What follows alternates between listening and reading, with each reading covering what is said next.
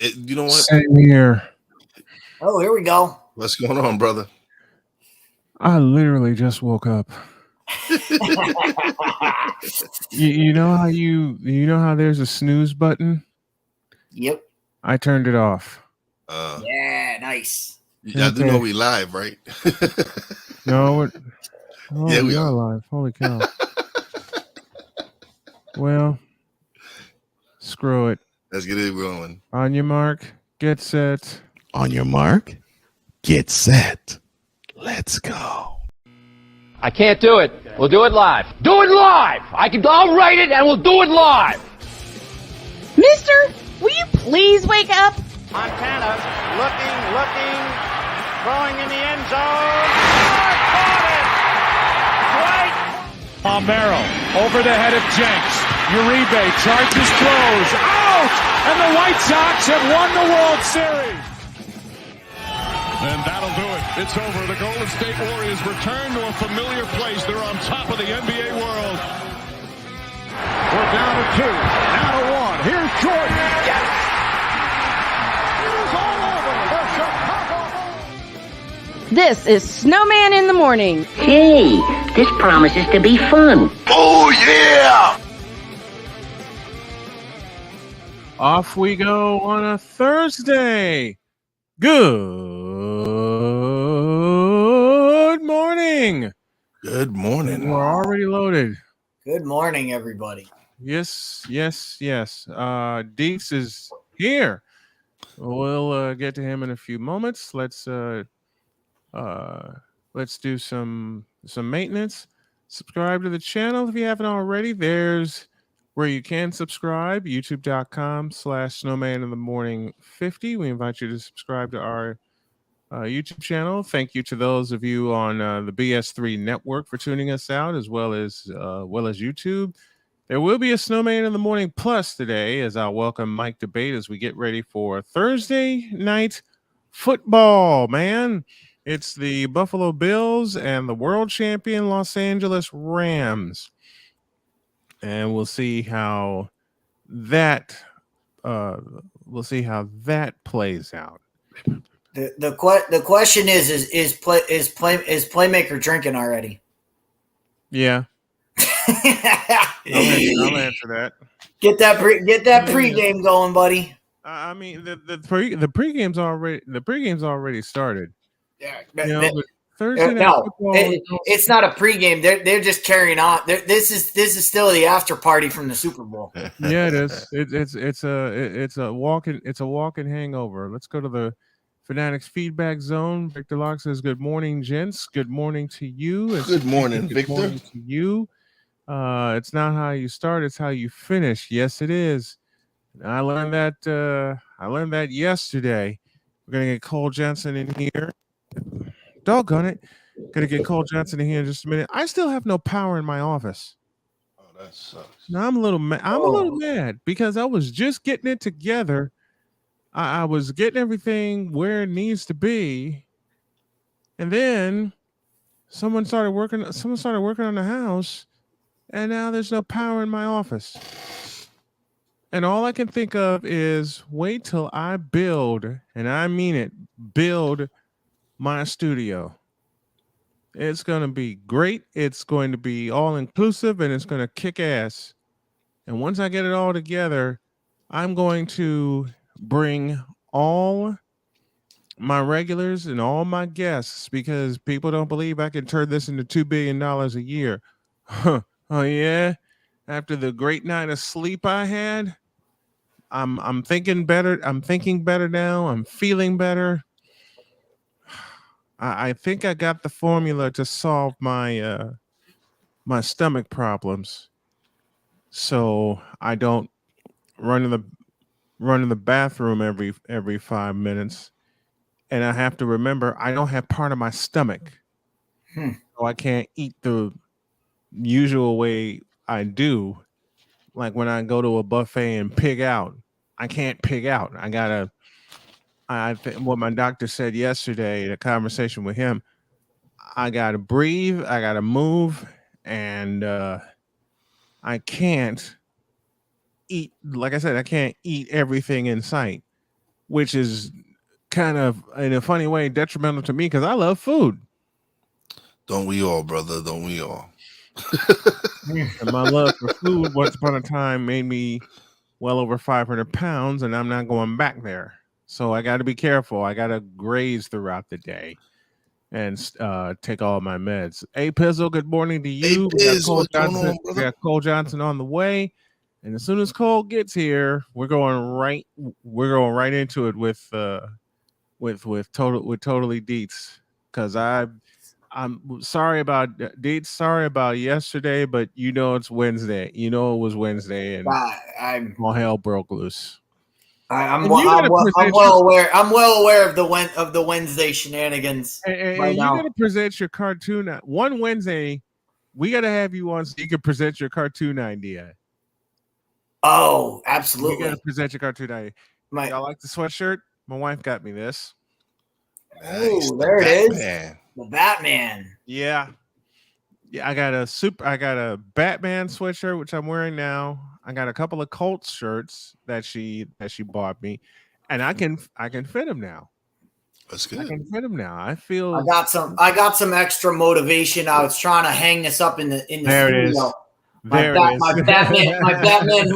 Batman who laughs is here to help me break the internet, as Victor says, and I can't wait to do it. I can't wait for this show and yours to break the internet. I can't wait. I can't wait, because contrary to popular belief from some people that don't think it'll happen, this show is going to take off. Look who's here. And now the quartet is complete with Cole. Here he is. Hold on a second, Cole. Oh, okay. Cole, right. Cole, hold on. Okay. It's being requested. It's being requested, brother. Okay. All right. Good. Okay. Good. Now batting, smelling the funk all from his garage all the way into his studio. Number 420, Wise El Jefe. Number 420. And now we welcome Cole Sports. Thank you. With a Z. Thank you, A Pizzle. Thank you. So everybody gets an intro here. And speaking of intros, let's not waste any more time, because when Dietz tells us that he's got something that'll break the internet, we got to break this motherfucker. Mm-hmm. So let's break it now. Passionate. Come after me. I'm a man. I'm 40. Unflinching. Let's go back to losing. Parking was easier. Unrelenting. They're not going to keep him off the field tonight. Totally. This one has a chance. Dietz.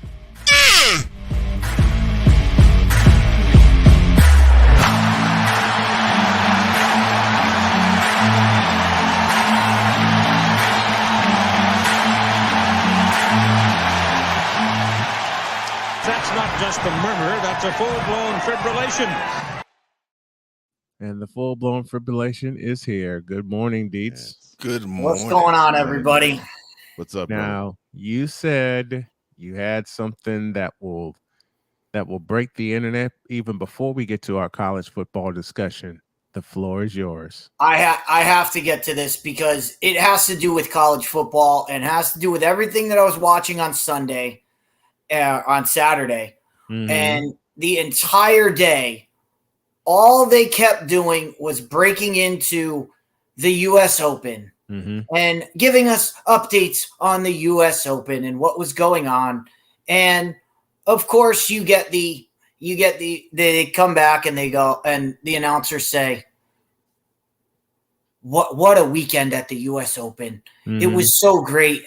Serena is such an amazing person. Mm-hmm. Serena is the greatest thing to ever be in sports. And I like the first time I heard it was during the Michigan game, and I was like, all right, it's Mark Jones. And I'll out him right now. Mark Jones is the worst person he's the most ESPN person on ESPN. That's how you describe it. Really a surprise. He fits the network to a T. No surprise. Yeah. So he says it, and I'm like, okay, well, it's Mark Jones. I can write that off. Mm-hmm. The 3:30 game, they say it. Yep. The 7:30 game, they say it. Mm-hmm. Every single announcer said the exact same thing. When it comes out the exact same thing, there's two things involved. It's either one, it's being told from up high, you need to say this. Yeah. And people are selling out their integrity. Mm-hmm.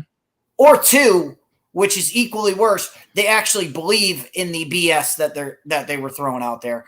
And how about it continued all the way through SportsCenter, where they had multiple people on that network, multiple people on all the other sports networks that kept coming out and saying, and I quote, Serena Williams is the greatest athlete I've ever seen.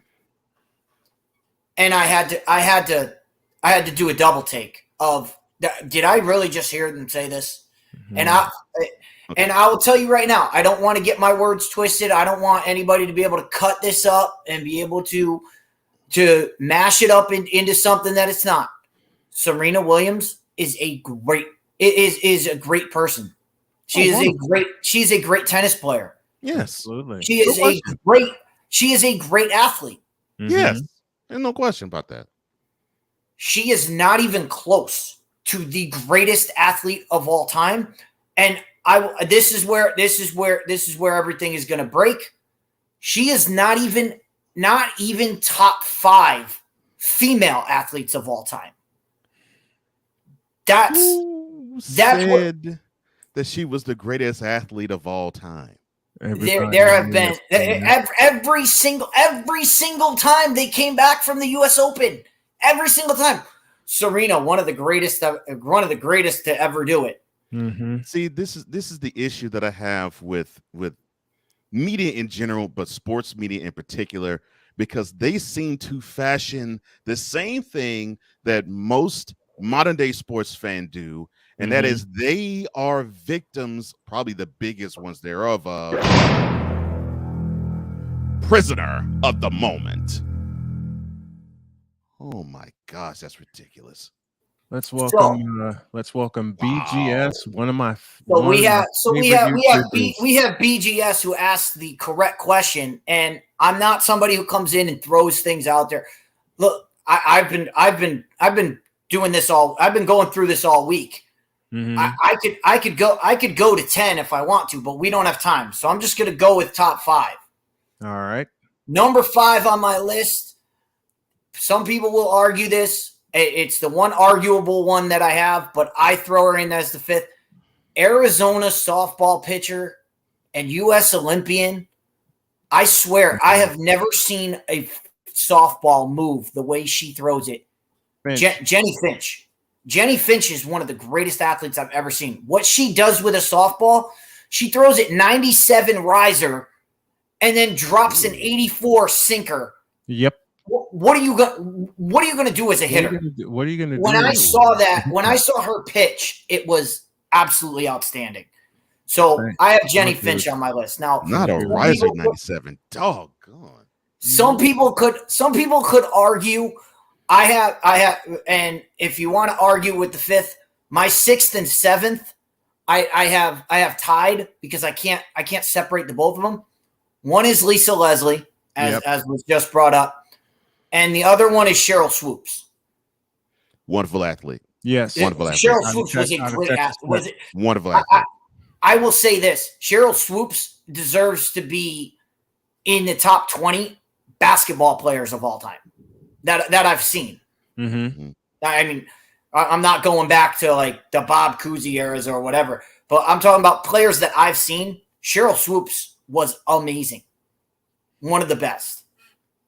I've seen her. I saw her play in person, and I can offer no argument. Since we're on basketball, we'll go to number 4 on the list, and number 4 has a little bit of story to it. There's a basketball family from Southern California, and little brother played M basketball, L E and he happened to be one of the 75 greatest players of all time in the NBA, a Hall of Famer, and as Wise and Spike Lee probably know pretty well, one of the most prolific scorers of all time. Scorers of the basketball, there was nobody better. And she was still better than he was. And even Reggie will tell you he's not the best athlete in his family. Cheryl Miller is, because Cheryl Miller was dropping 50 on dudes teams because they didn't have female teams when she played. She had to play with the men, and she was still dropping 50 on people. That's how good Cheryl Miller was. I saw her play in the first Final Four in 1982, going up against Pat Summitt and Tennessee. And that Final Four right there hooked me onto women's college, especially women's college basketball. And what really hooked me was getting a chance to call Division I women's college basketball, which I'll have a chance to do this year with UNC Greensboro. And I'm so excited. Number three. This is where we get into. All right. So I'm gonna equate this to another sport that we know of. All right. So in soccer, it doesn't matter if your name is Diego Maradona. Okay. It doesn't matter if your name's Ronaldo. It doesn't matter if your name is Lionel Messi. You're not the best soccer player ever because there was a guy named Pele. Yes. The same thing comes when you talk about Serena Williams. Serena Williams is a great tennis player. There's no doubt about it. No doubt. But not going to be the greatest tennis player because there is someone named Billie Jean King. Billie Jean King was running over the men's circuit when you didn't do that. Women didn't do that at that time, and Billie Jean King did, and that's why she was and did it consistently. That's why her athleticism was off the charts. And I know people will say, "Oh, but she's not as big as Serena. She's not that." No, in her era, she was more dominant than anybody that was there. And that's all you can go by. You know, people want to say Jim Brown was not a superior athlete because he played way back. No, when Jim Brown played, no one was like Jim Brown. Jim Brown was just bigger than everyone else. Jim Brown played lacrosse. He played football. Yeah. He was an overall. He was a great athlete. Oh, he's the only person I know of that maybe there's more, but he's the only one I know of. He's the only person I know of that's in the NCAA Hall of Fame twice for both lacrosse and football. And football. All right, number two. So we'll go to number two. Number two, you guys are a little bit more seasoned than I am, so you guys might remember these dates. That's your way of saying old. That's the way of saying old. Little bit. So you guys might remember these because unfortunately, in some of these dates, I was 1 year old. Like in 1984, I was only 1 year old. So 84, 88, 92, the Olympic Games. Yes. You guys might remember those days. Yes. Actually, I remember all of them. Yes. And you might remember who was on the Wheaties box for all three of those Olympic Games, including a Olympic Games that had the Dream Team in it. 1992. And she has three names. You only need one. Jackie. Jackie Joyner Kersee. If you don't believe Jackie Joyner Kersee is an amazing athlete, go look it up. She could run distance. She could run sprints. She could out jump anybody. She did it all for 84, 88, and 92. And it wasn't even close. She was faster than you and run farther than you at the same time. I'm like, and you throw on top of that, not only her track and field, she was an All-American basketball player in high school. She was. She was. She was amazing. She was an amazing athlete, and for all 3 Olympic Games, she was the talk. She was the story. Mm-hmm. And again, this was an Olympics that introduced the dream team, and she walked away the talk of the town. So that's why Jackie's on my list. That's why Jackie's there. Mm-hmm. All right. And now for number one. All right. Yeah, you guys talk basketball. You guys talk basketball a lot. Mm-hmm. So you gotta, when you Google this information, you gotta look past the basketball. You gotta look past the Russell Westbrook malarkey. But just look up triple-double. Just put triple-double in and find the video. Mm-hmm. And tell me Simone Biles doing a triple-double from a standing position is not the most athletic thing you've ever seen. You're lying to me. Because that's crazy. And the fact that she does it she doesn't even look like when she did it, I was like, oh my God, what did she just do? She does it, she's stone faced. Like it's Tuesday. Like she does it all the time. Yeah, like she's like, yeah, of course I did it. I don't care. She is the most, and I said that I've said this on my show, Fifth Down Sports. I've said this. I said this the minute it happened. I never thought anybody would top Jim Brown. No, Simone Biles. Simone Biles, I don't care, female, male, any kind of athlete. Simone Biles is the greatest athlete I've ever seen. It is the most athletic thing I've ever seen in my life. And she not only does it on the floor, she does it on the bars, she does it on the beam.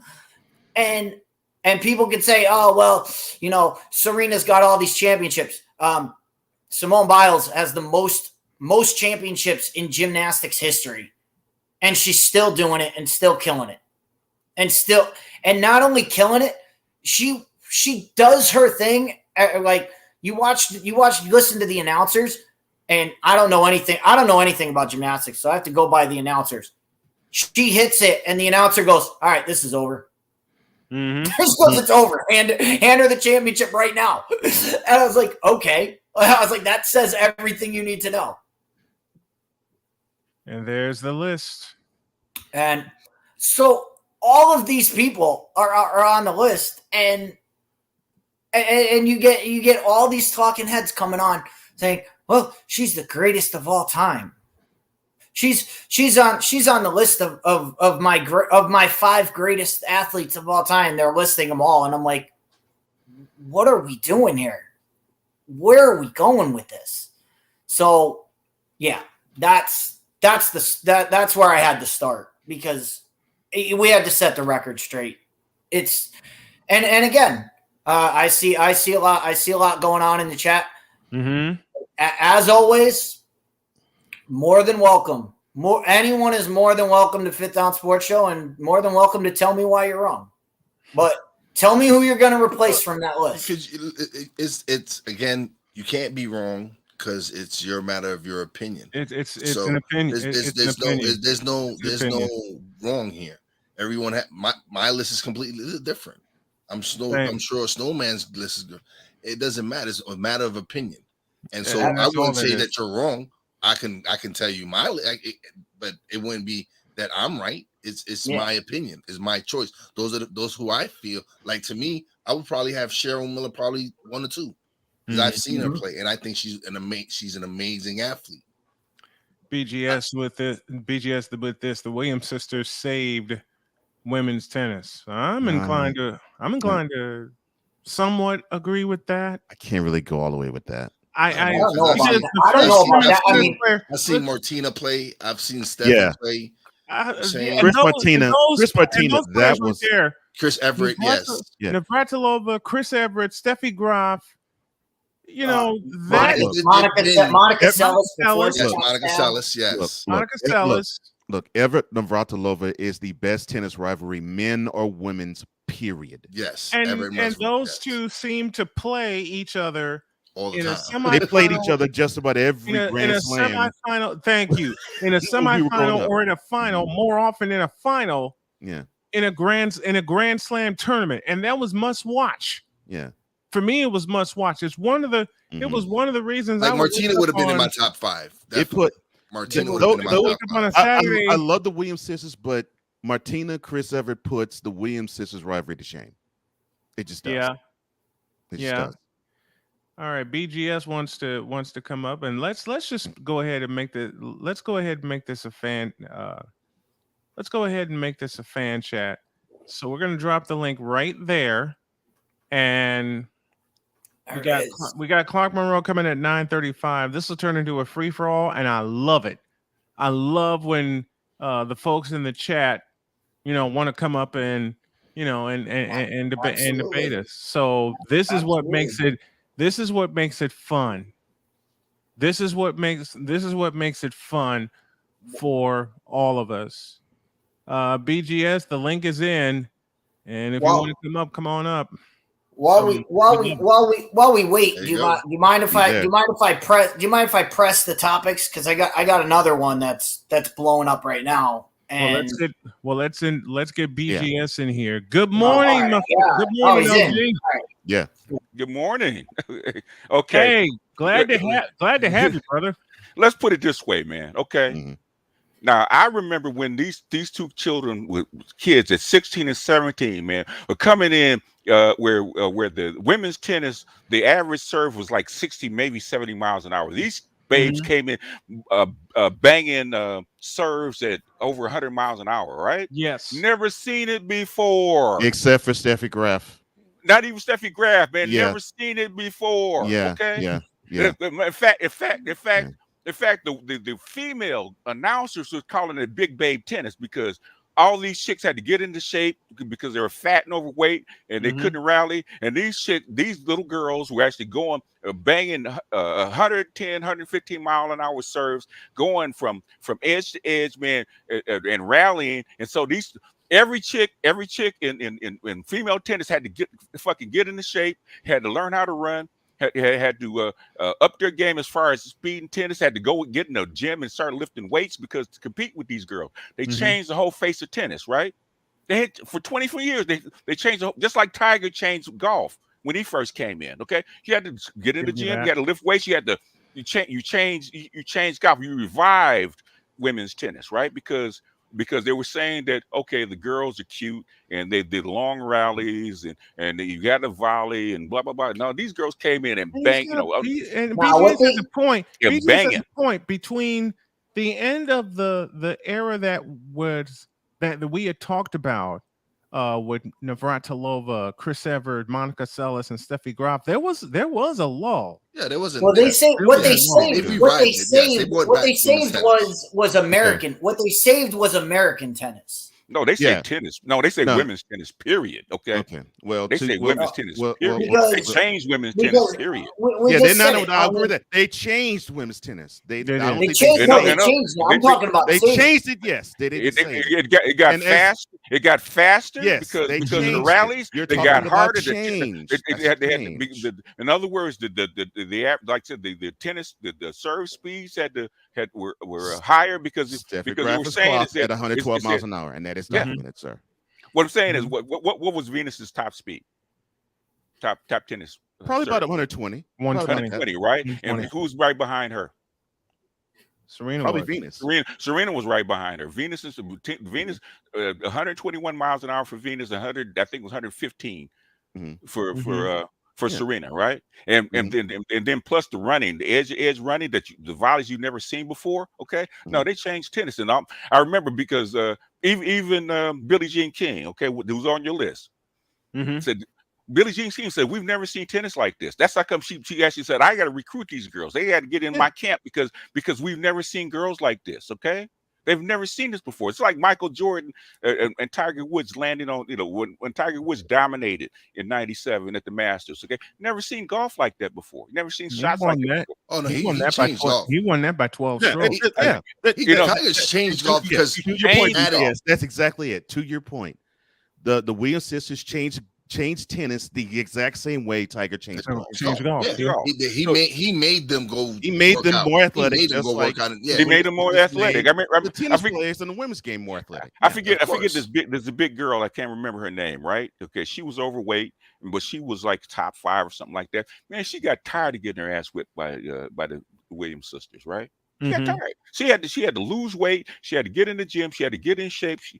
In other words, all those chicks had to get in shape. They all had to get in the gym. Because they weren't lifting weight. They weren't lifting weight before the Lindsay Davenport. She got tired of that. Lindsay Davenport. That's a great point.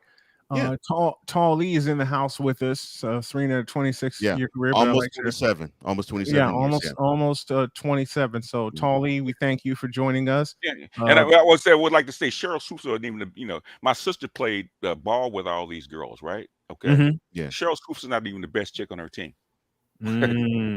As far as Dallas, as far as Texas is concerned, Houston was concerned, she wasn't the best. Forget her name. When she got on board, I agree. Cynthia Cooper was. I'll agree with that. Cynthia Cooper Cynthia Cooper coming from USC was the best ball player, one of the best ball players that ever in the WNBA, and nobody gives her credit for it. I seen her in high school. I seen her in high school. I seen her in at USC. Okay, maybe Cheryl was a little bit better, but thing is, nobody gives Cynthia Cooper credit. Now I've seen Cynthia Cooper play from the time she was in high school to the time she quit. Okay, Cheryl Sousa was not the best person on that team. My sister played against these people. My sister would tell you that Cheryl Sousa is not the best player on that team. Okay. Wow, okay? I love it. Nice, man. I love the debate that we're having. Let's welcome Victor Locke. Victor, what you got? Vic. Good morning. I'm gonna say this. For me, number one would have to be JJK, Jackie Joyner Kersee, because just how she revolutionized track. She put track on the map when people were not even talking about track. 92 was the dream team or nothing. Yeah. So to have her basically beat everyone down. But she was in her sister-in-law's shadow though. Yeah. Fair. Yeah. Not at 84. Not at 88. Yes. Not at 84. FloJo still has a record. And that I don't think that record will ever be FloJo still had a record.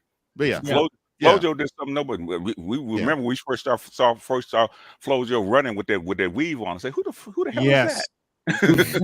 And the weave was flying just as much as she was. Yeah. Who the hell is that? And basically, and Bob, who is Jackie Jordan's husband, will tell you who's the best athlete. I mean, I hate to argue with you, but these people I know because they're from LA. Okay. Right. Even Cheryl from LA, along with Reggie. Okay. Well, let me bring something up that I promised BG that I would talk about. I just never got to it. On Snowman Unfiltered. So we're going to go ahead and discuss this now, especially since we have Dietz here. And that is Jeannie Buss and the Fakers. Oh, Lord. Seriously. Wait.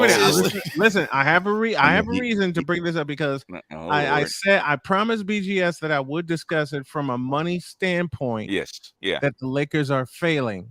Yes, they were. I mean failing bad. Yeah. Here's the first point where I'm going to start with. Okay. With this discussion, and that is their television and radio contracts. Okay. I'm going to start there because Spectrum Sportsnet just re-upped. I want to say a month ago for Laker telecasts, and it just seems like all 41 games are going to be broadcast via Spectrum Sportsnet, which means the folks watching have to pay a fee. They have to get Spectrum Sportsnet. It's the same. It was the same. It's the same thing. It's the same thing in New York. But guess what? You got in Southern California. You have Lakers. Lakers are really the only basketball team in Southern California. You got freaking 20 million people in Southern California. What would you do? Yeah. Just that alone, right? They're gonna watch. Right. Okay. Right. They're gonna watch. Right. You got 20 million. You got a captive 20 million people. That's like being a Knick, right? Why do you think the Knicks are so bad? Okay, because they have a captive market. Who else are you gonna watch? Okay, you don't have for basketball. You're not gonna watch anyone else because I want to say the Clippers play on Bally Sports, aka Fox Sports. Yeah. And that's a universal deal, which means you have to play what they tell you to play commercial.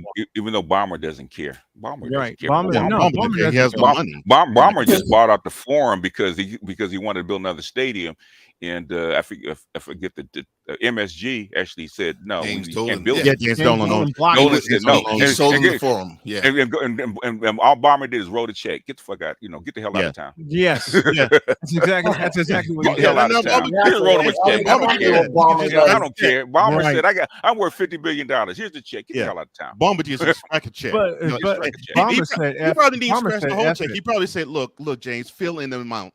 Just get out. Get out.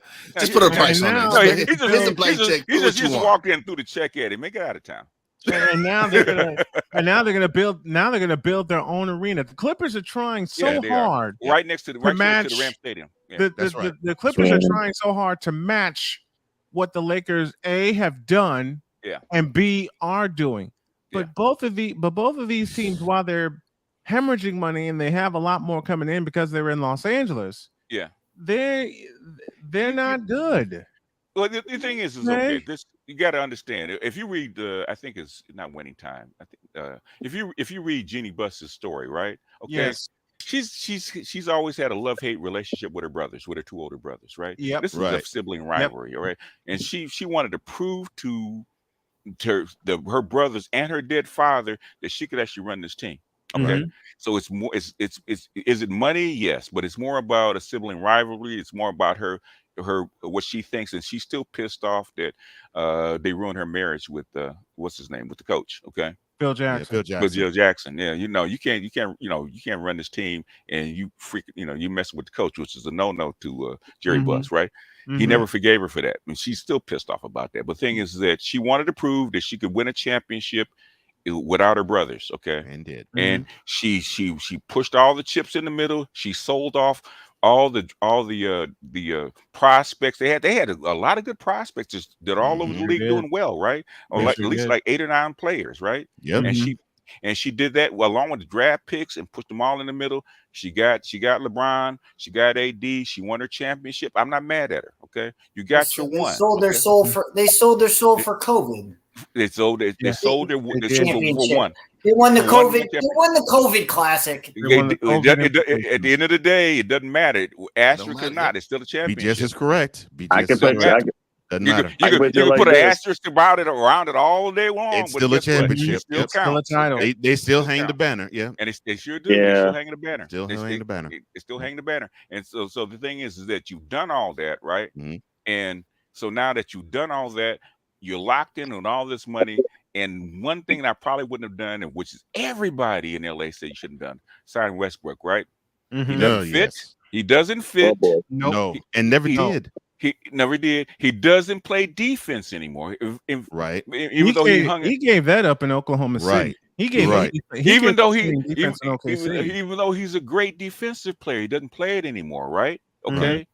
And the Lakers were built on more than Lakers are actually a very good defensive team. Okay, before that, and they just sold all that stuff, sold off all the young players. Now you have no future, and now your salary cap locked because you can't move anybody. Right? Here's what it is. So basically, you're back where we were after the Kobe retired. Before Kobe retired, you're back to acquiring draft picks again. Now you're going to take 5 or 6 years to build it back up. And you don't have, and basically you fired all the scouts. Okay, got to remember Jim Buss before he became owner, right? Before Jerry Buss let him up into the office, right? He spent 15 years as a freaking scout, right? He had to go to the college games and high school games and in the G League games, actually scout for talent. So he scouted. He actually formed this big ass scouting combine, right? So that's how come they could actually go out and pick players and slot them in, because Jim Buss knew all these players by name, name, because he has a big, spreadsheet about with all these players by name. He knows all the what all the coaches and stuff by name. Okay, Yeah. college, high school, he knows all these people, right? Mhm. So when you wipe all them out and you wipe all the people that were with them, guess what? You don't have no scouting department anymore. They're You gone. don't. Right. Yeah. So then you got to Absolutely. rebuild all that kind of stuff. If you And it's can, gonna take and it's gonna and you take have no a money, while. it's gonna take a while. So Yeah, it is what it's it gonna is. take a That's- I mean, while. I just kind of threw up my hands. Look, you guys want to do this stuff? You know what? I still love you. I've been a Laker fan since 1968. Okay, Mhm. you know, and it Before hurts the my heart. before You the know, and I football hear game. this stuff because I got people. You know, I have people that that know these people on the inside, man. That know Mhm. the stuff that's been going on. All right, baby, you got it. You got your championship. I applaud you. Now you got to You go for gotta your be, second you half. gotta be ready. You gotta be ready. If you're a Lakers fan, you got to be ready because they're gonna be tanking the next couple of years. They should. I mean, They're you know, gonna have Because to. Bron already said his next goal is to play with Bronny. The only way to do that is to get a top pick. Well, you might as well go ahead. Well, Bronny can go anywhere. I don't think Bronny's going to go in the top anywhere. I don't think he's that good, personally. Nor do I. I'm just saying. Nor the NBA scouts. He's an average. Since SI's already called him the Prince, so yeah. He's an average NBA player at best. He's not his father. Let me get utter blasphemy. that's Sick Dick what in. everybody said. Let's get Sick digging in on the That's conversation. exactly Good morning, sir. Good morning, everybody. Or should I say Hey. velkommen or hello, good morning, as they say in Norwegian. How you doing, Sick? We are internationally I'm good. syndicated, and we're having a great conversation with Dietz, with Cole, with Wise, myself, one of the OGs, BGS in the house, Sick Diggy in the house with us, Victor That's Locke in the feature house was with good us. morning. I do want to ask though. I do want to ask. Okay, if the Williams sisters are gone, right? If you can't get Naomi Osaka to actually come back and play, who's your headliners? Now that is a wonderful That is question. a wonderful question. Yes, Who's because I do believe the tennis market, with the women's tennis market, will be missing Naomi Osaka. I do believe that. Mhm. Yeah, they are. They are. Without the headliner like that, who steps up into that place? Don't they have that's Coco? market? Don't they have Coco Gauff? Pragmatic Prime mentions Coco Gauff. I don't know if she's ready to step up into that limelight just yet. How long will it take for that headliner to appear? Yes, and because if as I said, after the end of the Monica Seles run and those before her, there was a lull. And if it's golf, I think it's going to take another 2-3 years. Yeah. Yeah, the chat's lit up now. Coco Gauff is the name that they're throwing out there, but it's going to take a while. It's going to take a while for her to become a headliner. Yeah, I remember that lull actually because I remember at that time you had a lot of young up and comers coming in. You had like Kim Kleister, you had women like Justine Henin. There was Martina Hingis for a while. You had Jennifer Sheppard had to come out of retirement and everything, but it wasn't the same. It wasn't the same. It wasn't. That lull was a lull. But that's the way the game goes. You got highs and lows. So right now that we're gonna have a low, just like with the NBA. You have the high moments and you have the low moments. So right now they're gonna enter a lull, but how long is that lull gonna be? Is a question. NBA's fine. NBA's fine with Curry. No, I mean the tennis, but comparative to it. Oh, tennis, with tennis. Yeah, it's gonna be another. So that's what I'm asking. Lull. I mean, it's gonna be another lull, and this time we don't know how long it's gonna be. You know, everyone's mentioning Coco Gauff, but I agree with you guys. It's going to take a while for golf to really develop and become that headliner that tennis is going to need. Yeah. That's why I asked. But we can go back to the Lakers. But I'm saying that's what I wanted to ask because I think the Williams sisters should have retired 5 or 6 years ago, right? The thing is, who sells the sport? They keep giving them money because they keep selling the sport because they've been riding on the Williams sisters' name for the last 20 some odd years. Okay, who sells the sport? Right. Yeah. Right. Just like they still trying to resurrect Tiger every year. Well, tennis as a whole is going to be hurting because not only you have that hole that's going to happen with the Williams sisters, but on the men's side, Father Time's going to catch up with Djokovic, Nadal, and Federer too. So. Who's going to step up on the men's side, which has already started catching up. Federer is not the same anymore. So no, he's not. Federer is Ben. Venus is retiring too. Yeah, Venus has been. Rafa Nadal still been played with knee injuries. They went to BS3. Venus has been retired for a couple of years. Oh yeah, but they keep giving her money. You know, Yeah. so she plays doubles. She played doubles. Yeah. She plays doubles, but she doesn't do the singles grind as she did she once used to, before. of course not. That's hard on women. Tennis is hard on a woman's body, man. It is. It is. It really is. Do you think they'll ever? She hasn't done that in a couple. I know there's a seniors tour. He stopped playing. A senior tour?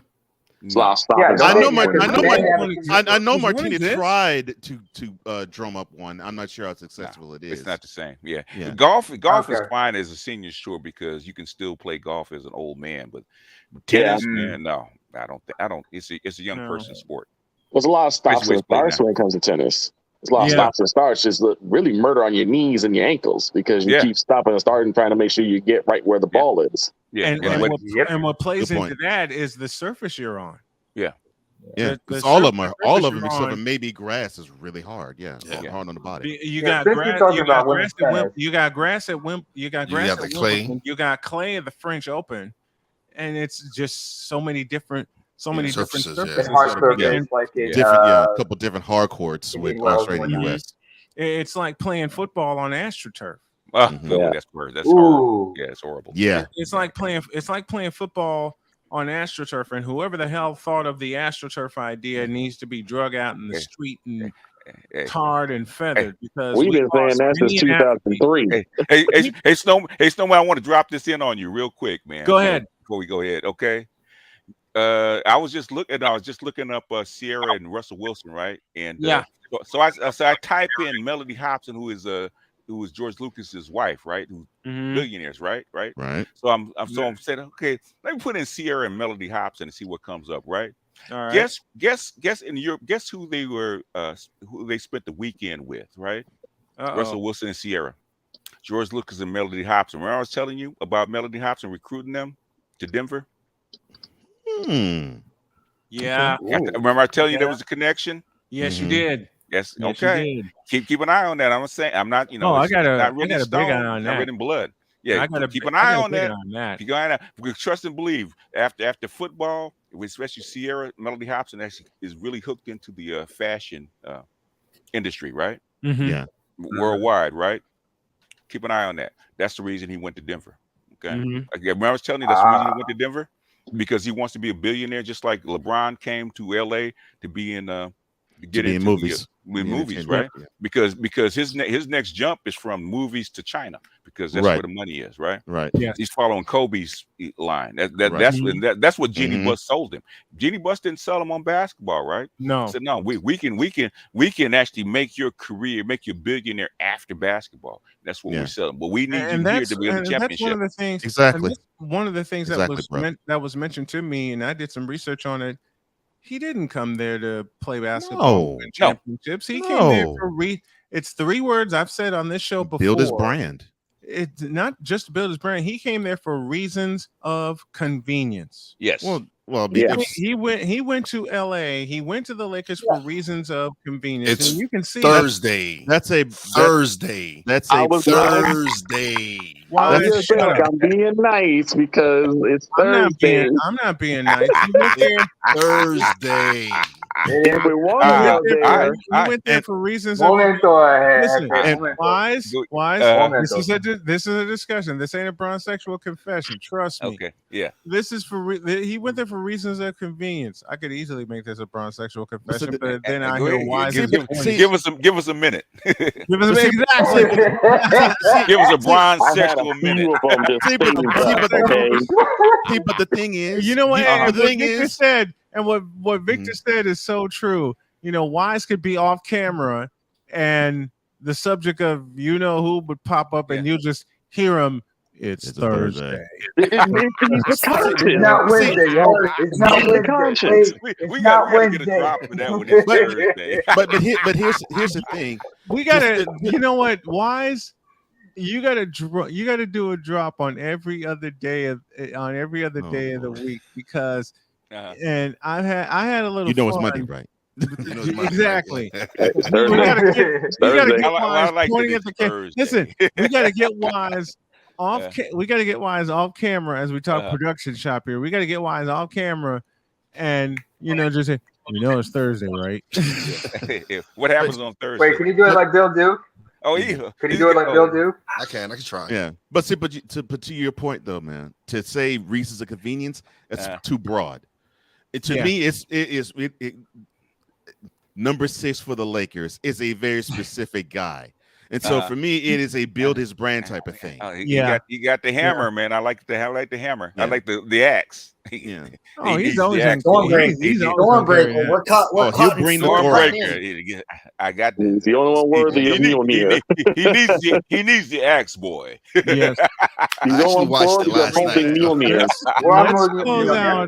We talked about EP here. Let's close out the Dietz segment, and it's a great one. And then we'll just have a general discussion until I get Clark Monroe at 9:35. So all right, let's do that. All right. Passionate. Come after me. I'm a man. I'm 40. Unflinching. Let's go back to losing.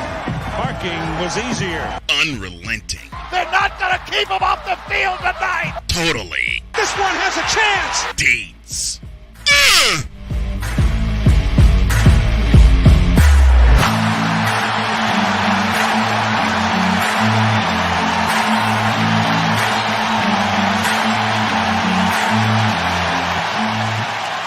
That's not just a murmur, that's a full-blown fibrillation.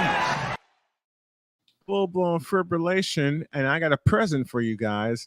Hour 2 starts right about now. On your mark, get set.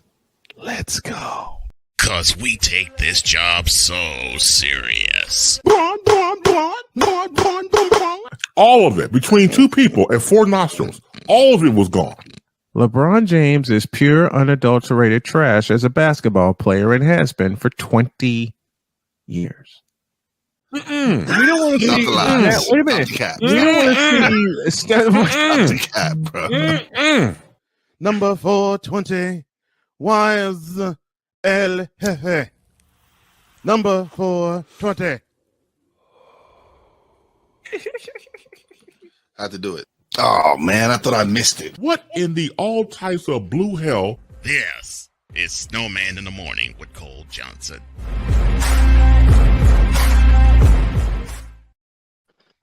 Okay, I gotta do this for Hefe. Hang on, I gotta do this for Wise.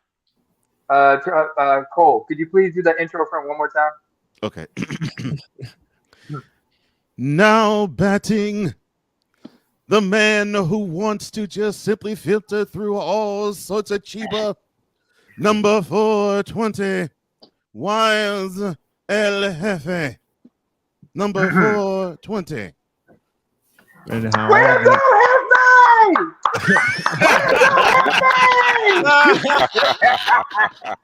Good one, Vic. Shout out to Chris Bates for that one. Like you always said. Oh, I'm sorry. Wait. Wrong team. Sorry. Big Hurt. Way to go, Frankie! I love it. We have so much fun here on the program. Let's do a Rams. Oh man. Let's do a Rams Bills preview. Speaking of Los Angeles, the Playmaker in the house with us. Please Good do. morning, sir. What's good? What's going on? Okay, man. Oh, there he is. And How's the pregame going? Hey, I'm in the lab working on some other shows right now. I'm taking a break real quick. But once I get done with what I got to do this morning, trust me, I'll be getting ready for 6 o'clock. Tonight is the night, and Playmaker goes live tonight with his live stream. And I love the fact I got BGS in the house with Victor and Sick Diggy and the Playmaker. And I just want to thank you guys for hopping on and having fun with us. Can I just say that it's an absolute honor to be on the show this time? Oh man. With, in my opinion, 4 of the best sports radio broadcast people that I know. I agree. Bar none. Yeah. Thank you. Thank you all. Thank you all. Yep. Listen, this is the 5th one. What got me smiling, I was scrolling on YouTube and I see a notification from BGS come up, and I press the button, and all of a sudden I see him sharing out our show. I'm like, wow. Thank you. I'm up this morning. That's what. That's what Yeah. That's good. And then to have to have the OG in the house with us, man. Oh that, yeah. Oh yeah. That is great. Oh, when we talk about hot topics, man. Now, where Serena is as far as her, she's a great athlete, no question, right? I think she's better than people actually take her for. Yes. Because those girls in playing tennis, right? Okay, they could have played other sports. They could have played basketball or softball. They athletic actually do that, right? The thing is, they revolutionized tennis as far as women's, but also for Black people. Okay, true. Revolutionized. Agreed. Okay? Agreed. Okay? Totally agree. Come, especially from where they came from, man. That's that's a that's a point, BGS, that I really do agree with you on, from the standpoint of tennis was, and this is we were talking about earlier, how they changed the game. Tennis is an upper crust type of game where you did not think girls from Compton, California would be able to flourish in it. But because you got these girls who came up and they flourished in it, now you got these Black girls literally from all around the world who say, well, heck, if they could do it, I can do it. You would never have Naomi Osaka if it wasn't for Venus Williams, because they took it from a rich urban bourgeois sport to hip hop urban sport, right? Now everybody plays it. You actually, just like absolutely, and no one's gonna argue with you about the importance of what Serena's done. Serena, and this is why it upset me so much, is that Serena is the most I would say the most popular female athlete I've seen. She's definitely the most popular, and that's why the network pushed all of their anchors to everybody lay comments about Serena. Everybody be nice. Everybody go over the moon about her. That's why you heard it. She don't need that push, though. That's the point. She doesn't need the push. Comment every single time. She doesn't need help, though. But we already know how great she is. She doesn't need that help. But the thing is, once they go, who else do they have to push the sport? Once they go, that's what we talked about earlier. Let's welcome A Pizzle in the house. What's up? Good morning, gentlemen. Hey Pizzle, what's up, man? Piz, what's going on? What's up, brother? I'm loving the fact that I dropped the link and folks are joining in. We're gonna turn this into a weekly segment. I would say this when it comes to tennis and Serena, she just didn't change it for Black people. She changed it for women all around the world. You can see it in the U.S. Open. Like even the girl who beat her, she didn't really enjoy that victory because she knew that was the end. Yeah. That was the end of Serena Williams. That was it. Yeah, that's why I said around the world, man, because listen, because of them, women in tennis are getting paid more. Yes, they were big advocates for getting women equal pay. Yeah, and you can actually say that women's tennis has been much more popular than men's tennis since these women been playing. 100%. Thank you to Let me say thank you to Cornelius Bellamy with the $5 drop on the Cash App. Thank you, Cornelius. Thank you so much. Appreciate this. That. This is what's gonna help us build. So if you're feeling it, the tag you need is $ Tallman Dr. K 50, because it's going toward our mission to basically get the hell out of Indiana and start over. I'm saying this truthfully, and I said it well before people were discovering. Okay, he needs it. You know what I mean? Because with Charles Faulkner, with BGS, I hang out on their channels as much as I can, and they encourage me. They said, "Look, Snowman, drop your stuff. We know you're not going to be there for a minute because you got your own stuff to do." They're like, "Go ahead and drop it." And one afternoon, I should say, I hopped on BGS's channel and listened to what he was doing, and all of a sudden, BGS said, "Hey, Snowman is here. Let me give you a wrench." I'm like, "What? Cool." You got welcome, man. You're part of the family now. Yeah. We're gonna get you home. We're gonna get you home. Let me say this about the men's tennis, though. I think the men's tennis they'll be just fine. Okay, they'll be just fine. Well, who's that? Isaiah and Center's match last night. Those two young guys, along with Tifa and Kyrgios, they'll be just fine the next tournament when they don't have COVID restrictions. And don't talk to me about Nick Kyrgios. Nick Kyrgios, no. But the thing is, people forget about the U.S. Open. Novak. But who pushes the tennis to the masses, though? No, that's the whole thing. Yeah. Because you don't have a global name like the Williams sisters anymore. Who push or Osaka? Osaka's big in Asia. Who pushes tennis to the masses where people actually come in and view? That's what I'm saying. The only ones right now. Money. Yeah, that's what I'm saying. The only ones right now you could think of would be Novak Djokovic, Rafael Nadal, and Roger Federer, and they all are on the twilight ends of their careers, if not Federer being on the very end of it. Let's say good morning to one of our newest subscribers, Cornelius Bellamy. That's who dropped us the 5 on the Cash App. Cornelius, good morning to you. Call the BGS tax. Anytime BGS tax. Love it. I love it. Thank you for your support. We encourage. Snowman. I got a story that I need everybody's opinion on because I watched this. I don't know if y'all picked up on this on Saturday when the NCAA tried to slip this in. Oh, it's week 1. Everybody's all excited. Well, what did they try to slip in? Oh, by the way, we're going to a 12-team playoff. Yeah. I saw that. Playoffs. What? I don't think not even now. When that news broke, because everybody been claiming for that playoff extension for like years. Not only did they do the dumbest thing possible, they tried to slip it. Go to 12. How do you have 12? How do you have a 12-team playoff? You're gonna have 2 buys?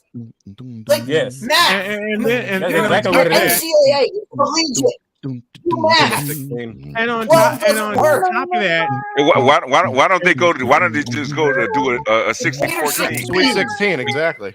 Yeah, they'll do a Sweet 16. Yeah, exactly. They're not going to 16 because they don't want too many teams.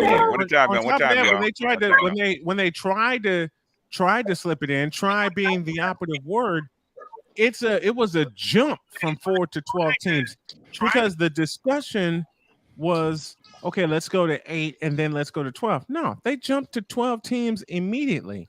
And they dipped their toes with 8, but they're like, forget it. I'm willing to bet you.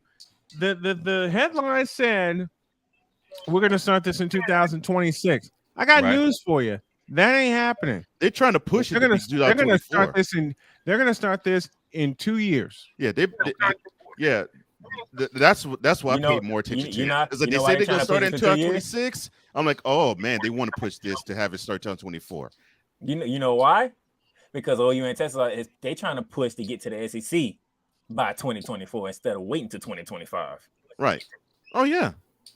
They want to make it. They want to make that big money as soon as they possibly can. That's exactly what. Money. Had to get some water, and that was a big mistake for me going the first hour without water. If my wife was here, she'd be pointing to it and bringing me ice water. Saying, drinking your water. Hey, I have a question.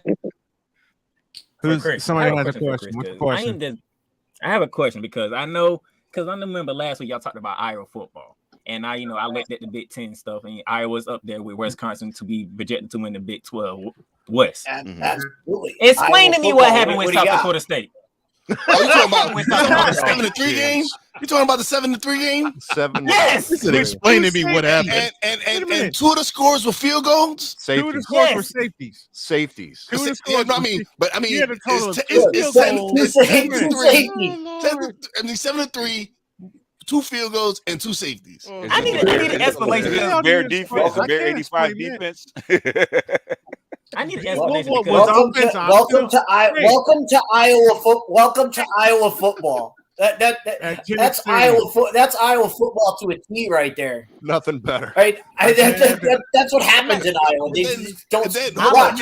This week they're going against Iowa State. They're going to score 30 this week. Yeah, 2-2. I'm like, what is this? Hold on. What was but the then spread? you go from Dietz, what was the spread in that game? I'm interested in that. What was the spread? It was off. Yeah, what was the over? There was no spread. There was no spread because it's an FCS opponent. So what was the over under? So then you go from there, right? You go from that game. Was there an over under for that game? Was there an over under? I bet it was somewhere around. I bet it was somewhere around 40. And they were severely under. Is there a strip club near Talk about bad beats. Oh, but wait, hold on. Then you go from that game, right? School or something.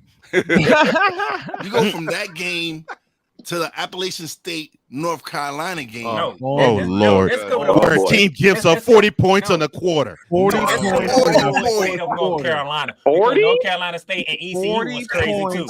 Listen, y'all. And they won the game. North Carolina won the game. Our team scores 40 in the fourth quarter. They allowed 40 points in the quarter. I'm like, man, and App State had not one but two shots to either win or tie the game.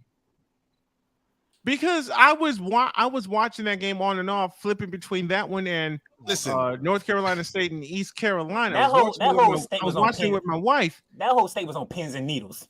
Yeah, it was. Yeah, it was. Yeah, it was. North Carolina. Wait. North Carolina was up by 21 in the third quarter, right? And Appalachian didn't even score in the third quarter. No. You know, Cole had the perfect song going, talking about money, because that was the first time that the Tar Heels ever visited Appalachian State.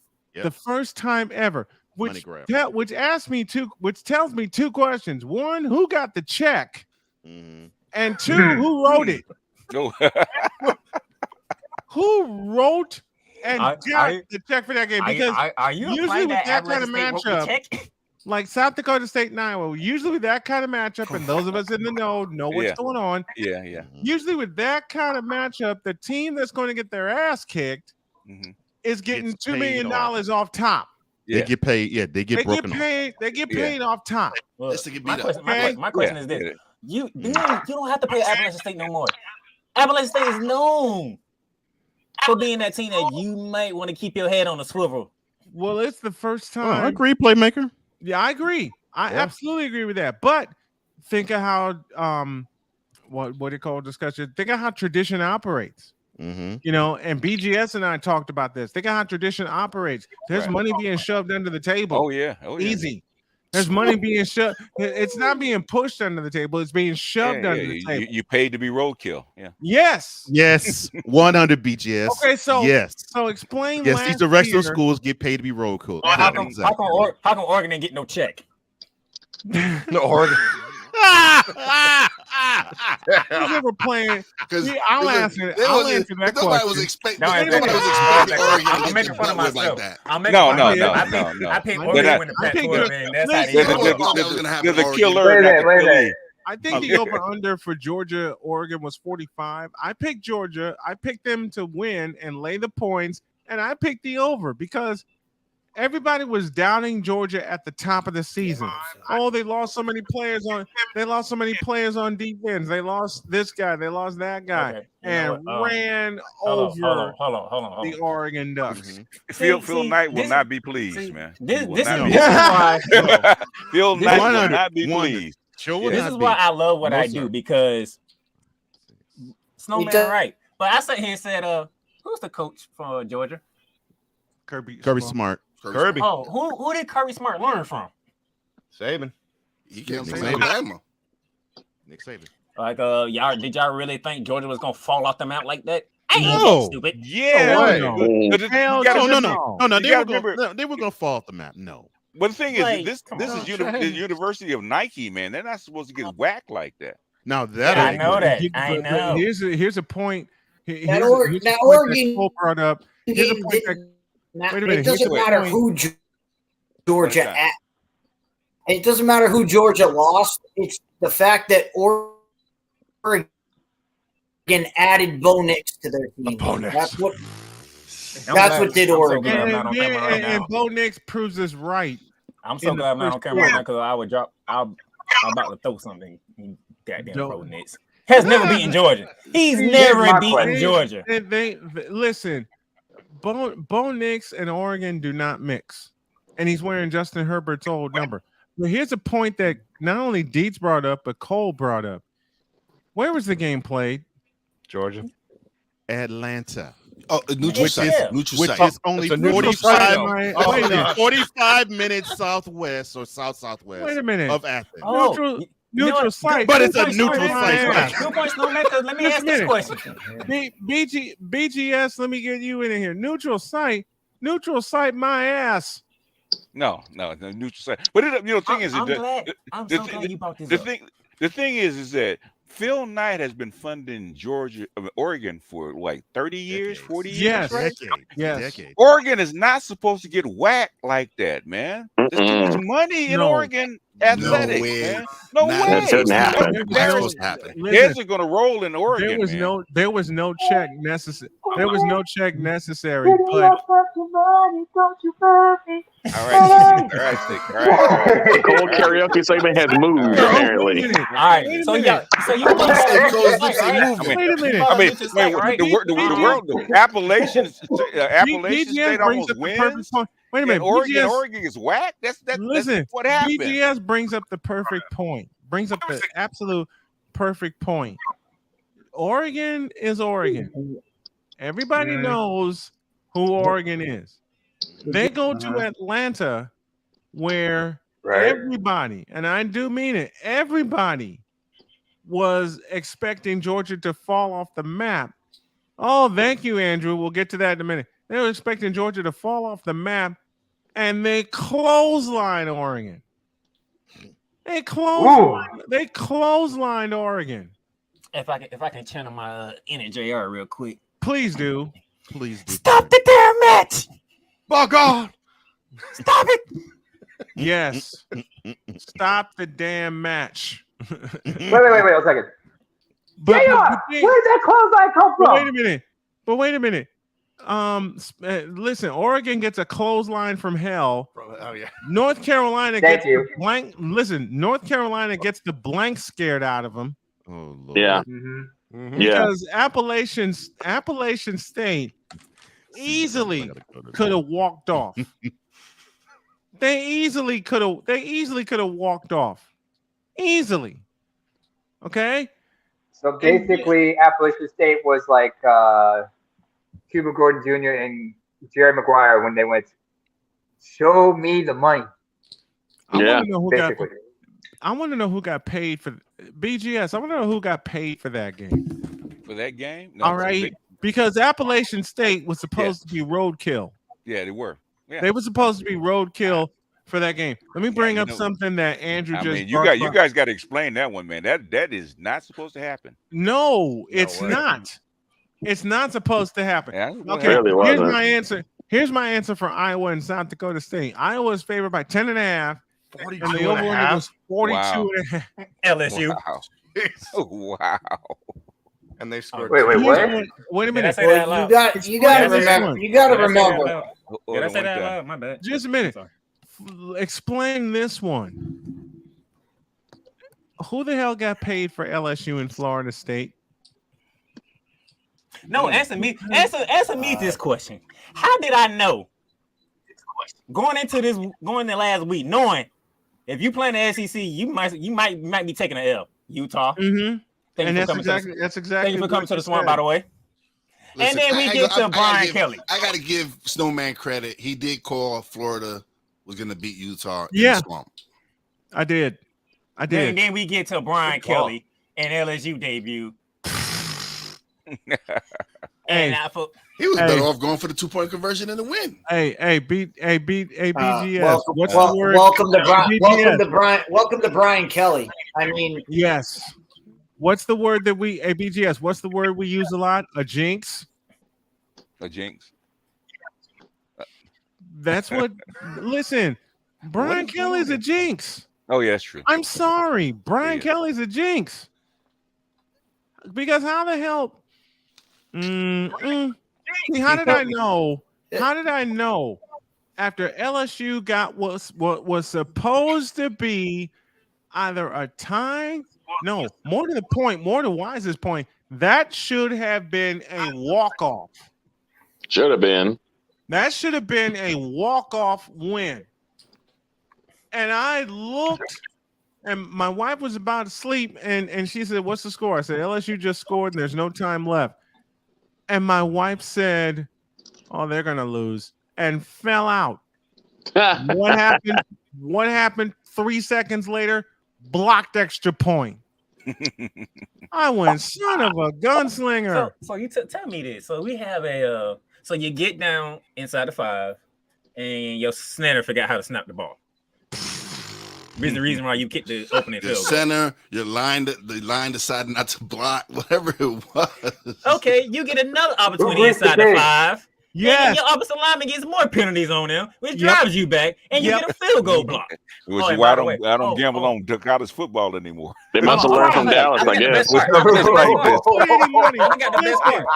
You have a punt returner who must 2 punts in the same game. If you put any money on either the Florida State LSU or the North Carolina Appalachian State game, you may as well just walk away. Yeah. I took the over. You may as well just walk. What about Cincinnati? What about Cincinnati, Arkansas? I mean, we talked all about Cincinnati last year. Now we got to kick Cincinnati. We got to kick Cincinnati when they do something stupid. How about Cincinnati? Chance to tie the game, 1st and goal at the 3-yard line. 15 yards in penalties at 4th and 20 from the 25. Oh God! Yeah, they learned from Dallas. Snatched defeat from the jaws of victory. Wait. And they missed the field goal. Victor, say that again, please. They learned from Dallas. Snatched defeat from the jaws of victory. Let me thank AP. Not Cowboys fans. They're supposed to say that, but that's what it is. Write a better script. Chance to tie the game. Chance to tie the game. 1st down at the 3-yard line going in. All of a sudden, 3 plays later, they're at the 15 because of 3 penalties in a row. You accepted a trip to Fayetteville, Arkansas, to face Arkansas. You only lost by a touchdown. You got teams in Power 5 conference getting destroyed by teams in that same conference. Yeah, absolutely. Absolutely.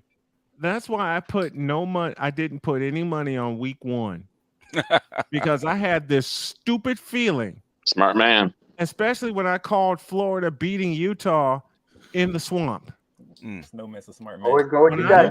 When I called Florida beating Utah in the swamp, something screwy. Listen, you know why that was a pick? I don't like the Florida Gators.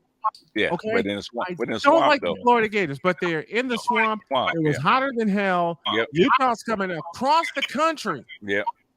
Not only that, it's their first ever visit to the swamp. The Florida Gators. Who wrote this schedule? It's their first ever visit. Yeah, somebody could have checked. Somebody could have checked. Somebody could have checked. Somebody could have pair checks to Florida for hosting Utah and for Utah for making the visit. Utah doesn't normally play teams like that this early. No, they don't. So what's going on? And something's going on, man. You guys got to figure this out. It's the playoff system. I think that they're priming the pump. Thank you, Playmaker, for climbing in my head. They're priming the pump for the playoff. Okay. The playoff system has changed a lot of stuff. You're gonna see it next year for 2023 when the jump is made. And I'm calling this right now. They're gonna jump the playoffs next year. They're not waiting until 2024. They're going to find a way. Some money's going to be shoved under the table more than once, and they're going to present a figure. They're going to present a figure, and you're going to hear it on the news that they're far away from where they want to be figure-wise. But then 5 days later, or less than 5 days, they're going to shove a bucket of money under the table, a couple buckets of money under the table, and then all of a sudden news breaks. We agree to the playoff and we'll start it this year. The thing is, how did all the roadkill teams make their money if we're going to do this to have big teams play at the beginning of the season? It doesn't make sense. It does. You're gonna have some teams. You're gonna have some teams in the top 5. You know how those teams make money. Oh, those teams make their money by going to play Virginia Tech. Yep. You guys talking about Iowa almost losing. Virginia Tech lost to an FCS school. Old Dominion has 2 wins over Power 5 schools. Explain what the hell. Who did they come against? How the mighty have fallen, man. Virginia Tech used to be such a good team. How the mighty has fallen. When Frank Beamer retired, it's a long way down. Wait a minute. When Frank Beamer retired, that was the end of Virginia Tech. Yeah, that's true. When Frank Beamer, when Beamer Ball retired, that was the end of Virginia Tech. Period. Virginia Tech used to be a go-to team. How about this? How about this outcome? How about this outcome? James Madison in their first FBS game ever beats Middle Tennessee 41-7. What? Wow. James Madison, Ivy League team. Are you kidding me? Andrew, they jump up and they absolutely just put a stomping on Middle Tennessee. Andrew sends us this. App State UNC was 56. They went over. App State was favored. App State was favored. Really? Yeah, at -3. Had they glad I took the over in that game. Had they converted that 2-point conversion, man, a lot of people who bet on that game would have won. Yeah, because they took App State to they took the points. I talked to a lot of people with App State who follow Appalachian State. They took the points. Really? They took because if you remember last year, Wake Forest and North Carolina had that kind of game. Yeah. And North Carolina won 58-55. I don't know how the hell they won that game. But App State and North Carolina, that game for the ages, that's going to be replayed so many times, even during basketball and baseball season, for the ACC network to fill their programming. They're going to play that game. Yeah. They're going to play that game. That is how UNC is going to make their money back.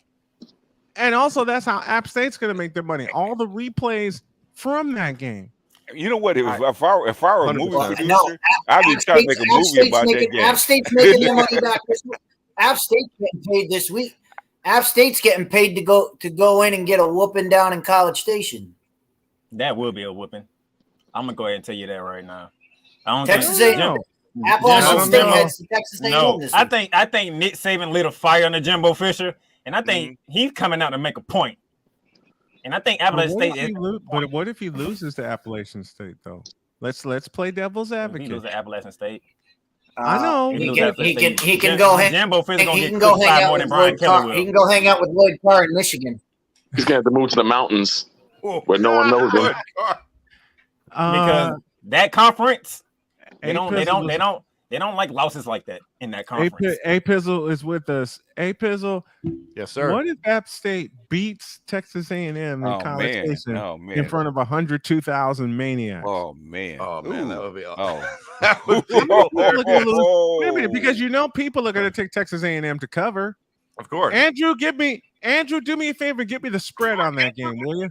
I think it's 17 Texas A&M. 19. The line's 19.5. 19.5. And what and the over? What's the over under? 54. 54. Wow. Okay.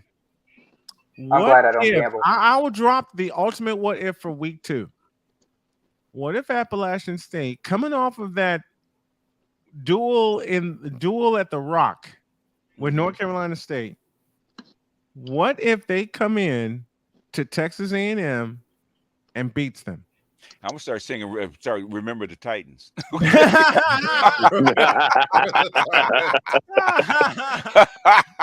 I'm just dropping the ultimate what if because that seems like one of the games in week 2 that it's supposed to be App State getting $2-3 million from Texas A&M. And then Texas A&M gets the rest of the money from the gate and from the food sales and all that, and the SEC contract. Y'all need to be down there. If they do that, man, you guys need to go down there and start interviewing people for a book. You know, you know what's gonna happen? Season of dreams. Season of dreams. Okay, they wind up in the playoffs. But before I get out of here, let me ask this question: where's Jim Moore when you need him? Playoffs? What are you got? Playoffs? Okay, Playmaker has a question before he departs. What's your question? Will Texas regret ever putting Alabama on their schedule? Yes. Yes. Yes. Because they're gonna get run the hell over. This is what they're going to be expecting when they get in the Wait SEC. a minute. I got a question. Is this at Bryant-Denny Stadium or is it at Memorial? It's in Austin. It's in Austin. Oh, okay. Oh, Lord. Oh, you know why? You know why they put them on? It's in Austin. Okay, you know why is because you got to remember what Austin is, right? You got to think outside just sports, right? Mm-hmm. Austin is the new tech center, right? Okay. Yes. So whether they win or lose, they're bringing this team in so that all those techies that bought all those booths, all those suites, okay, can have good entertainment, right? Don't win or lose, right? Doesn't matter. That's why you got all those hype. They built the stadium. Exactly. That's why they refurbished the stadium. We don't want to see Appalachian State come in. We want to see good, decent teams, right? Come in. That's why they refurbished the stadium. Yep. That's why they refurbished Memorial Stadium, because Memorial Stadium did not hold 100,000 until last year. Yeah. They did not hold 100,000 until last year. And now you want to know how with them going to the SEC, yeah, the prerequisite for an SEC team, and Missouri needs to learn this, you got to have a stadium that holds 100,000. Yeah. At this point, Texas doesn't care about playoffs or nothing like that, man. They care about their billionaire constituents that have moved from Silicon Valley to Austin. That's who they care about. Oh Lord! That's what they care about. They don't care about that. Andrew, I was just gonna say that. You know how bad Texas is right now? Texas is a 20-point dog at home. Mm-hmm. And it doesn't matter. It's going to be 25 when it's done. That's how bad things are down in Texas. I'm still thinking about App State and Texas A&M. Texas is going to be what the Clippers were back in the day, right? It doesn't matter how bad you are. It doesn't matter how bad you are. Hey, everybody comes in to see the good teams play, so they can be roadkill for like 13 games. Doesn't matter, man. Bring in somebody we want to see. Okay. See, and you bring up a perfect analogy, BGS, because I have a game in my files when the Bulls went to Los Angeles to play the Clippers. Right. It was a Sports Vision broadcast with Jim Durham and Johnny Kerr. Every time the Bulls, more to the point, every time Michael Jordan scored, he got a standing ovation. Yep. Every time. He had 40 points. He had 40 points in that game, and the Clippers got demolished. Yeah. They got thank you. They got absolutely creamed in that game. They hung with the Bulls for the first. Listen, they hung with the Bulls for the first quarter. The Bulls led by 5 at the end of the first quarter, but second quarter on, hey, they got creamed. Snowman, you're gonna have to start following the money, man. I know, because the Clippers got absolutely creamed, and this is when they were playing at Los Angeles Sports Arena. Yeah. This is what at Los Angeles. Let me get back in the lab. You want to follow the money? Okay, thanks, Playmaker. We appreciate you. Yeah, appreciate it. That's the only reason. That's the only thing that makes sense about Alabama coming to. Is Alabama coming to Texas? Doesn't make any sense. Somebody cut a check. Okay. Somebody cut a big check. Big check. Yeah. Somebody cut a big check. Hey, Alabama, we want you to christen Memorial Stadium because we now can hold 105,000 like you can. Yeah, and plus, I do believe in Alabama. They're trying to, I think they're trying to start a tech center somewhere in there. So a lot of hands will get shaken. A lot of hints. A lot of hands will get shaken. Yeah. They didn't cut a check. They didn't cut a check to get Bama there. The check was already cut. Bama, it was already cut when Texas said we're going to the SEC. Yeah. That was the check. That was the payment. The payment was, hey, Bama, you come to us so we can get some fans, and we'll jump ship to the SEC. And Bama was like, the thing is, we're looking at this backwards, right? Because the money is not in in the NCAA. The money is in the tech center that's in Austin. Austin is almost and it's in the television. And the television because you got, like I said, you got tons and tons of billionaires moving into Austin as we speak, right? Tech billionaires, right? They need entertainment. Okay. This is the reason for the move. That's how come UCLA, USC were trying to get into the. Go ahead. Listen, we had considered moving to Austin. Ooh, no, that's not a good thing. Had like I said, we considered it. We considered it, but we're going. I really believe that wife and I are going to go. We're going to go Southwest. Okay. But as long as I have my connection with UNC Greensboro, okay, there, I'm going to what's probably going to wind up happening is that I talked to the folks at UNC Greensboro and they want me to like really, really heal and get well. But I'm going to commute for a couple of games for basketball to get the feel, to get the juices flowing. And this is after I visit all my doctors and they give me everything I need so I can travel. But I'm going to do a couple of commutes. I got some advice from my good friend Gary Reimer, who commuted as well. He commuted from Florida to Northern Iowa in his final season. And I just got the feeling if he can do it, I can do it. So screw it. I'm going with it. But I want to get the feel of that. So what's probably going to happen is going to be a commute so I can keep UNCG going because they want the radio network. Okay. And I told them, y'all are going to have to pay me because I already got the technology. I already have the technology. We got Andrew in the house with us. Good morning, Andrew. Morning. King Fagata says, "Don't talk about my Bruins." Let's go there. Why did you say that?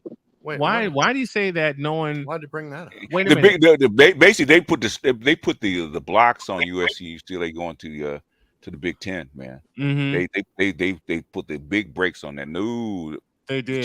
The chancellor said, "No, you cannot go. You can't go. You can't move." Yeah. Let's go north of the border with producer Clark, who joins us, and he's sporting Toronto. What's going on, man? All right, there he is. Blue Jays. I gotta get the Blue Jays some love with their recent winning ways. That's my third favorite team. Can we? Are they back? Are they back? Are they back? I don't know. If you have questions, put them in the chat. We're going to talk CFL right now. The only team that did not play Memorial Day weekend plays this week, and that's the BC Lions, who recently signed Vernon Adams. And we talked about this last week. We're going to reprise it now. This is a tryout for Vernon Adams to get a starting job with another CFL team, is it not? Yeah, absolutely. And, we've talked about this like last week, like I said. Vernon Adams Jr. is a guy he's a perfect skill set for the CFL. He's mobile. He can make plays happen. He's got a good enough arm to throw the deep ball. And in the CFL with the bigger field, it is a larger field. It's wider, it's longer, and it's harder to make those throws. He can do that. He's shown that he can do that in the past. With BC losing basically the league MVP this year in Nathan Rourke from the University of Ohio, Vernon Adams is going into an already high-octane offense, and he's just going to be able to just be himself. And he just came in, right? So, we all know this. When a quarterback gets into a new system, obviously he doesn't know it all right away. They're probably just going to play to his strengths. They're probably going to give him a system that can maximize what he can do. I would think they have a smart coaching staff over there. Their head coach, his name is Rick Campbell. He's been in the league for a long time. He knows how to maximize a quarterback. So I think they'll be able to just kind of let him, have a smaller playbook, go out there, make some plays, have some fun, use his legs. And I think this should be a good game for them going into Montreal. Obviously, it's like his old team, right? Like he'll probably have a chip on his shoulder for this one. I think this is going to be a really fun one to watch Friday night. So keep an eye on that one. I'm going to say, like, outside of the fact that Saskatchewan's playing Winnipeg, I'm very curious about that game more than almost any other game this week, just to see, I guess, how Montreal is going to react to playing against Vernon Adams. Do they know all of his inside secrets, all that kind of stuff? B, does Vernon Adams know all of Montreal's inside secrets, and can he take advantage of it and kind of maybe run amok a little bit on them? So that should be a really fun one to watch Friday night. Yeah, and that's a 7:30 kickoff in Montreal at the Molson Stadium. There's a triple header on Saturday, and it begins at 2:00, and it's the Toronto Argonauts and the Ottawa Red Blacks, and it seems like the Toronto Argonauts are ready to take over the East. Yeah, they won last week pretty handily against Hamilton, 28-8. They coming into the season, they were very much like a lot of people picked them to win the East. They should be probably have a much better record at this point. They're 6-5. So going into Ottawa now, Ottawa's 3-8. They have been kind of turning the boat around a little bit. Now Toronto Argonauts are the boatmen, so I shouldn't say Ottawa's turning around the boat, but with Ottawa being the way that they are, Toronto, again, like I said, they have to assert themselves, and I think it's time that they start doing that more often. And they need to show that. I mean, listen, they're 6-5. They're barely over 500, and they're first in the East by fairly handily. That's how weird the East is this year. Second place team is Montreal. They're 4-7. That's the second place team in the division. So Toronto very much has to take this one and just again show them after a 28-8 win against Hamilton, they need to come out and do that exact same type of thing against Ottawa and just show that they can, put their foot on the pedal here and take over. Next one, Saskatchewan visits the two-time champs in Winnipeg. That's a 5:00 kickoff Eastern time. Saskatchewan Roughriders got problems, and now they have to go play the champs. Well, see, Brian, last week I'm going to say they let one slip against the champs. They lost 20-18, lost by 2 points. They had a 14-0 lead, Brian. 14-0. Yes. So that game last week was electric. I was there with my sister and my nephew. We had a great time. The crowd was great. Every time it's the Labor Day Classic, that's the big rivalry weekend. So there was tons of Bombers fans around us. We were having a good time with them. They were having a good time with us. So it was an awesome atmosphere. It really was, after a couple of years where it didn't have the same feeling just because of, world things. It's finally felt back to normal, and we had it. I'm saying we as the Rough Riders, as the fan base, we had it. And they blew it. Now, why did they blow it, Brian? Because they were undisciplined. They gave up some terrible penalties. And now this has been the big controversy this week. Two events mostly. Garrett Marino, former Dallas Cowboys defensive lineman, he has been released from the team altogether. He's been suspended this year. He's been every week nonstop controversy with this guy. Dirty plays, behind the play stuff, after the whistle stuff. He's one of those guys who plays on the edge, and here in Saskatchewan we kind of appreciate that most of the time. But it was just becoming too much. He was becoming a distraction, and they straight up cut him off the team. The second incident was the Rough Riders were driving the ball. I believe it was at the end of the second quarter, or maybe it was into the third quarter. They had a chance to put up some points. They made a big play, and then on the sideline, a bench player. Now, this is a good bench player, Duke Williams, and you might know his name. His name is Daquille Williams, like Shaquille, but with the D instead of an S. He's one of the highest paid receivers in the entire league. He played with the Buffalo Bills for years. He's a very dynamic, big-bodied power receiver, and he's been on the bench for a couple weeks with an injury. And play happens on the sidelines, and one of the Blue Bombers defensive backs goes a little bit deep into the sideline, and Duke Williams goes out there and basically throws a punch. And he's not playing, he's not dressed, he's not playing, he's on the sideline being a cheerleader. He throws a punch, and it was unnecessary roughness or whatever it was, and the Rough Riders lose 15 yards. Now, did that lose them the game directly? No. But did that kill a very good drive that eventually could have gotten them a touchdown? Absolutely. At a clutch time? Absolutely. So that's been the talk of the town here is why are there so many bench players on the bench, or like non-dressed players on the bench? That's been the big talk this week. So the Rough Riders coach Craig Dickinson has come out and said, yeah, we're going to not allow non-dressed players onto the sidelines anymore. That's a decision that they've made. And they liked having that for years. A couple years now, they've had non-dressed players at home. on the bench because it extra, it's extra vibes, it's extra high fives on the sideline, it's extra moral support, it's extra cheering on when good things happen. The team is feeling more of like a team, but they're just going to not do that anymore. Now, Duke Williams is going to be on the field apparently this week, not off the sideline. So we'll see if he can maybe come back and make up for it and redeem himself a little bit, because he's not in the good books right now, and he is one of the higher paid receivers in the league, so he needs to show out. So this is a big one. If the Rough Riders want to, if they want to make a push for third place in the West and try to catch Calgary, and they can beat Winnipeg this week, that'll be a good start. But B, they're just fighting right now for the crossover. We talked about this last week, the crossover to the East. If they have a better record than the third place team in the East, they get to go and play in the Eastern playoffs. So they need to show up. They need to show out, and they can't keep losing. Even though they're really good opponents right now, they can't keep losing. They have to show something. They absolutely do. The Battle of Alberta closes out the weekend. It's Calgary at Edmonton, an improving Edmonton Elks squad facing Calgary, and it took a while for Calgary to get going on Labor Day, but now you go to Edmonton, and I always highlight a game that's a trap game. This is the trap game.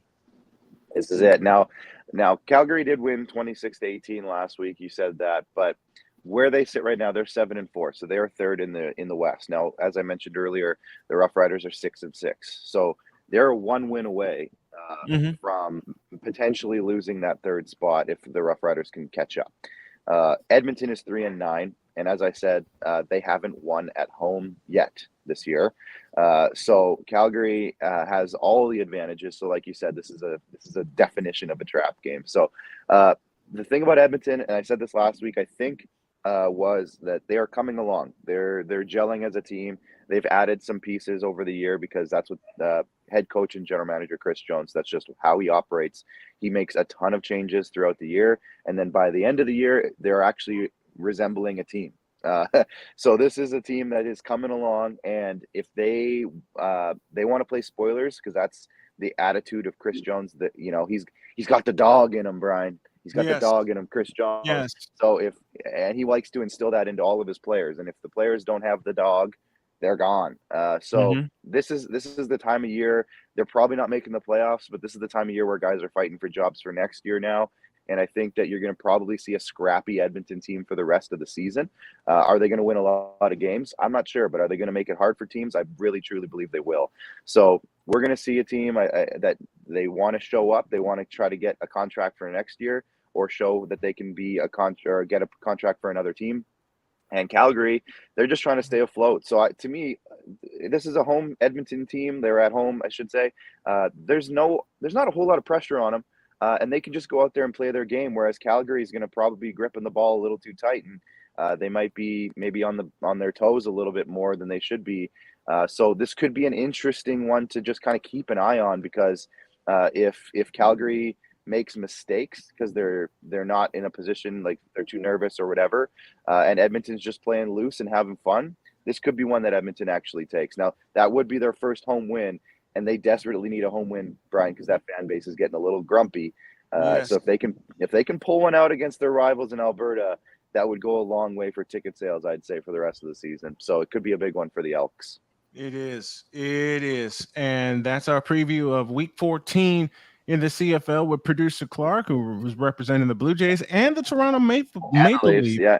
With that coffee mug. I love it. I'm gonna gotta represent the boys in blue. Next week, I'm going to do some product placement myself, because I got some things on the way here. Producer Clark joining us as he does every Thursday during hour 2, talking CFL. We're going to get into hockey next week along with the CFL, because that time is here. It is here. Thank you, Producer Clark. Appreciate you, my man. See you guys. Producer Clark joining us as he does every Thursday. And, oh, man, we had so much fun. And dropping the link to bring some guys up on the chat, including Andrew and Victor and A Pizzle and BGS, who's helping to promote the channel. This was fun. I'm still having fun as we speak. we're going to develop this into a fan chat segment. We're going to develop this. I got Mike Debate coming on at 4 for a preview of the Rams and Bills, and plus our preview and our first round of picks. So y'all will see that live at 4 p.m. today, and it's going to repeat on tomorrow's show. Going to get out of here early. I want to thank everybody that joined us on the chat. Thank you, Wise. Thank you, Cole, who's into his workday, and thank you, Dietz, so very much. Appreciate you guys coming in, and I just say absolutely. And a little self promotion. Also, Fifth Down will be at 5 o'clock tonight, so that we can get our show in before kickoff at 7. So all right, okay, all right. Thank you guys very much. Thank you, gentlemen. I appreciate you, BGS. I appreciate you, A Pizzle, Victor, Andrew, Sick Diggy for coming on. Thank you all. And thank you to all the fans in the chat that helped us along this fan chat. This fan chat will become a segment, and we're going to develop it, and we're going to make it a segment twice a show, once in hour 1 and once in hour 2. Let me get out of here. Have a great day. God bless. Remember to make your next move your best move, and always remember, if your dreams don't scare you, then they are not big enough. Dream big. Do bigger. We are, and we hope y'all are too. We're out of here. See you tomorrow for Football Friday.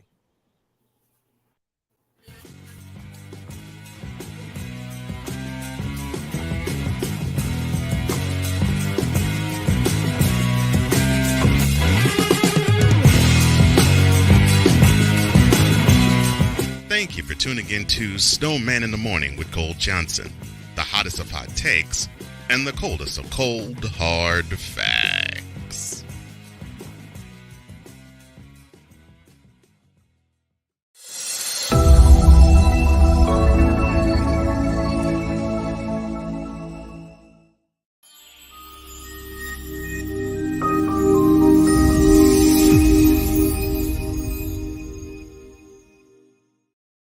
And I still say Tom Chambers is better than LeBron. See y'all tomorrow.